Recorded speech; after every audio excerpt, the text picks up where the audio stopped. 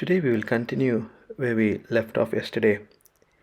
Yesterday we spoke about the power of the call of God. Yes, the call of God definitely positions us to be blessed. It's a unique blessing from God. But today I want to talk about what does it really mean to be called of God.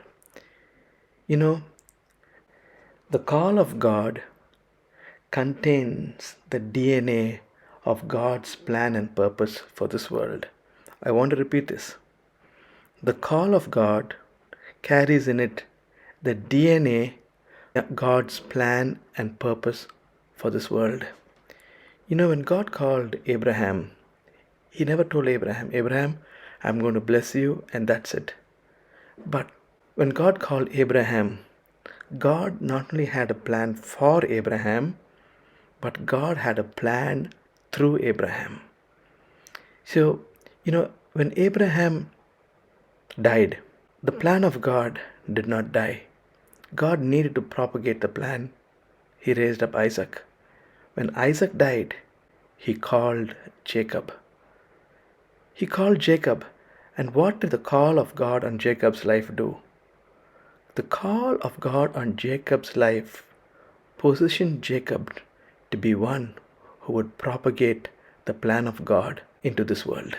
That's why I say, whatever we do thinking we can earn the call of God will always fall short, because the purpose of the call of God is so high that we can never earn it.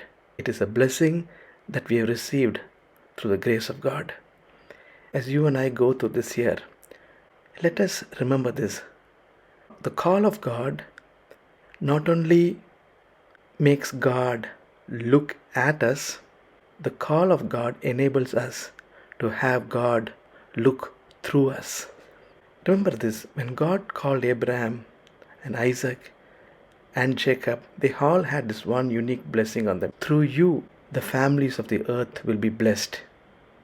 You think that Abraham or Isaac or Jacob had a great burden or desire to bless the families of the earth? Maybe, maybe not, I do not know.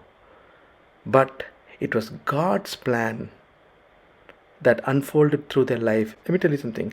When God looks at you and me as ones who have been called, He does not look just at me, or He does not just look to me. You know what He does? He looks through me. When He calls me, He looks right through me, seeing all the many people that God will have an opportunity to touch. Put it simply, the call of God positions you and me to be gateways for God's blessing. So as we start this year, remember one thing.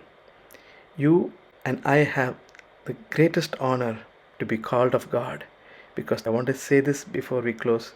You have in you a DNA, God's plan and purpose for this world, and that DNA comes into us through the call of God. In 1 Corinthians chapter 1 and verse 26, Paul talks to the Corinthian church. He says this, consider your calling. He tells them, just take a second look at your calling. That if you have to consider something, it means take a second look. And he said, take a second look at your calling and realize one thing. The call of God was not according to one's wisdom. God calls according to His own will and purpose. And He says, and this so that no flesh will boast. But the bottom line is this.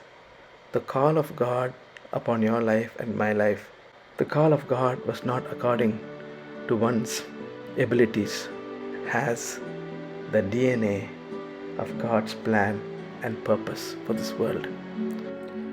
So let's say a word of prayer as we start this year. Lord, I thank You for the precious call You have placed on my life. Lord, I know this is not a call that I have earned, but Lord, I thank You. This is a call that You have placed on my life as an expression of Your grace.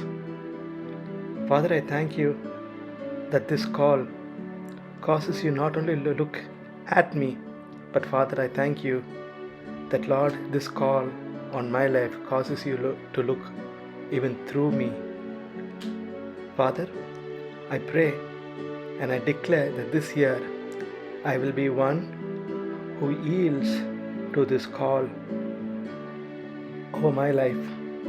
Lord, even as I yield to this call, I thank you that your purpose you have for me and for the world around me will come to pass. And Lord, you will use this call to express your mind and your will to this world. Again, Lord, I give you thanks for this great grace you have placed over my life this year. In Jesus' precious name I pray with thanksgiving. Amen.